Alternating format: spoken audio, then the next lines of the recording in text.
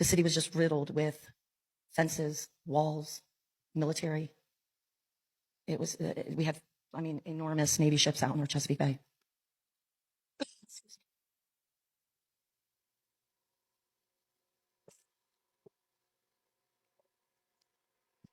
But they did drain that swamp.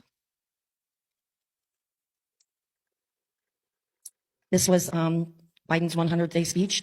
They had the entire city surrounded, marshals, police, helicopters. I stood on that corner with those police officers. They told me to stay there and be safe with them. And that's where I videoed that night. That was incredible. That's what our city looked like. That right there happens to be between the Capitol and the Supreme Court. There was a lot that went on at that Capitol.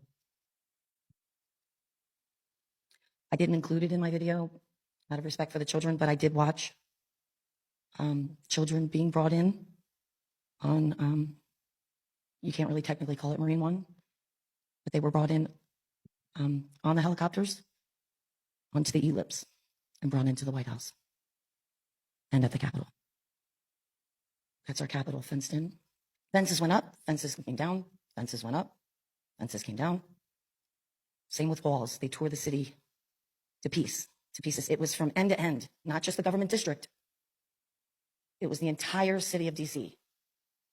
There are over 1,000 miles of tunnels in Washington, DC, under the ground. And while I had confirmation throughout my journey, it wasn't until about maybe 5 or 6 months ago until I was face to face with the tunnels. That is the Organization of American States building. If you are not familiar with that building, they handle election integrity. I watched that building get raided on a Friday night at 6 p.m. I sat out front terrified, but watched it get raided. I've seen some stuff.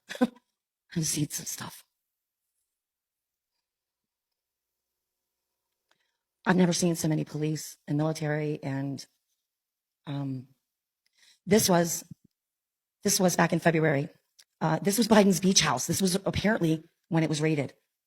And you'll see another picture in here where they have a U.S. Marshal with a muzzled military dog. It's one of those dogs that the military carry on their back that are muzzled. I had never seen anything like that before. I'm just used to the canines. But apparently they did raid Biden's beach house. I was there that day. God put me there that day.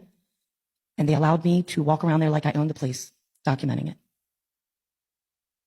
And basically what I wanted to do was document it from a different perspective, because, you know, they're seeing it from the inside out.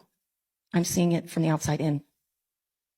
So my stuff gives them a different perspective, actually, of it, to what it looked like to the public or whoever was paying attention. And I think it was these are the JAG attorneys at the Capitol. There were many, many, many, many, many of those. Military at the White House.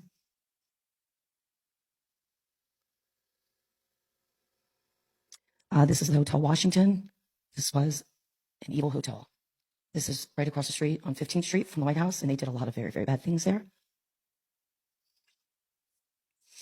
These are all Congress-related buildings. These are military cameras. That military camera sits in front of the Capitol.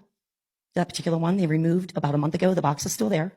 But they do have one military camera still around the backside where the beast of the fence is. And they do have one across the street pointing at the Capitol on Constitution Avenue. Pretty much all of the buildings have been taken by the military. And I'd go so far as to say 80% of the buildings have had construction.